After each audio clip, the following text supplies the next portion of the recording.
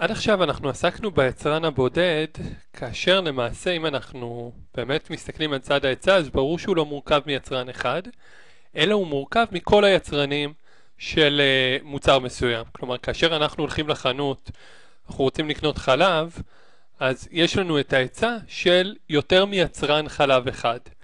ובעצם ההיצע המצרפי זה עקומת ההיצע של כל היצרנים במשק, והיא זאתי שמתארת את סך ההיצע שיש לנו במשק לכל כמות ומחיר נתונים.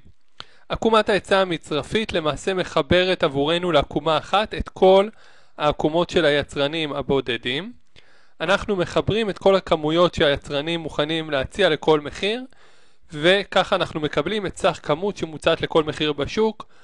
הדגש החשוב לעניין הזה, אתם תראו שכאשר אנחנו רוצים לחבר את עקומת ההיצע המצרפי, אנחנו נחבר את הכמויות שהיצרנים מוכנים להציע באמת לכל מחיר.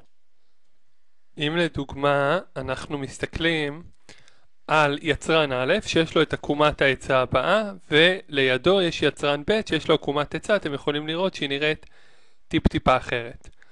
אנחנו רוצים להסתכל על השוק השלישי, שזה שוק ההיצע המצרפי, שבו למעשה אנחנו פוגשים סך היצע בשוק. לא מעניין אותנו יותר היצרן א' ויצרן ב'. אנחנו רוצים לדבר על מה שקורה בסך הכל בשוק. איך אנחנו באמת נראה את ההיצע המצרפי? אז בואו לדוגמה ניקח, בואו נוסיף פה, זה הכמות ובציר Y זה המחיר.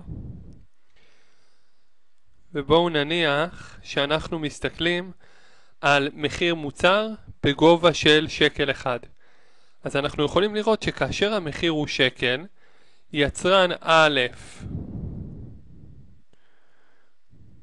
מציע יחידה אחת, ויצרן ב' מציע יחידה אחת. אז יש לנו בעצם שתי יחידות. אז אנחנו רואים שבמחיר של 1 ש"ח, יש לנו שתי יחידות. במחיר של 2 שקלים, אתם יכולים לראות שיצרן א' מוכן להציע 2 יחידות, יצרן ב' מוכן להציע 3 יחידות. במחיר של 2 שקלים, יש לנו כבר 5 יחידות. כלומר, כאשר המחיר עולה ל-2, אז אנחנו נמצאים בעקומת ההיצע הזאת.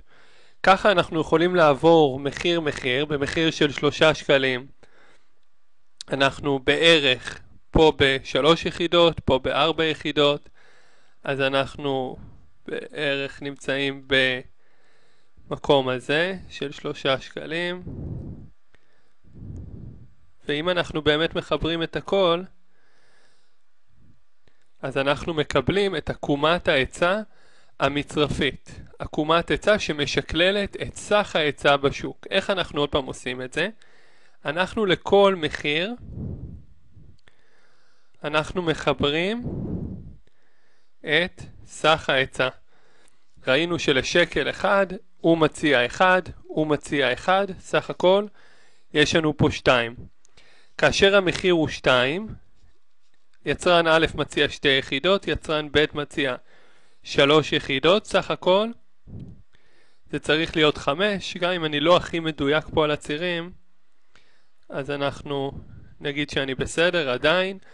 עוד פעם, ואתם יכולים לראות שאנחנו רואים עקומת היצע שהיא תמיד נמצאת ימינה יותר מעקומות ההיצע של היצרנים הבודדים, כי היא מצרפית, והיא למעשה מייצגת עבורנו את ההיצע המצרפי שלנו בשוק, את החיבור, את הסכימה האופקית של כל מה שהיצרנים מציעים. תשימו לב בבקשה שכאשר אנחנו מחברים לכדי עקומת היצע מצרפי, אנחנו מחברים את הכמויות שהיצרנים מוכנים להציע לכל מחיר, ולא הפוך. כלומר, אתם מסתכלים על כל מחיר ואומרים, אוקיי, במחיר הזה הוא מציע ככה, הוא מציע ככה, במצרפי זה צריך להיות בכמות הזאת. זאת פעם אני בכוונה מתעכב כדי שעכשיו נסגור את זה. עקומת ההיצע המצרפית היא חיבור של כלל עקומות ההיצע. לכל מחיר שואלים כמה יחידות היצרנים מוכנים להציע, ואז אנחנו מקבלים לגבי כל המחירים את עקומת ההיצע שיש לנו במשק. עוד פעם הכלל, אנחנו שואלים לכל מחיר מה סך הכמות? אני בכוונה מתעכב כי סטודנטים ככה לפעמים גם עושים הפוך. לכל כמות, מה המחיר? זה לא עובד, זה עושה בלגן, אתם מקבלים תשובות לא נכונות. השאלה היא לכל מחיר, מה הכמות שכל אחד מהם מוכן להציע.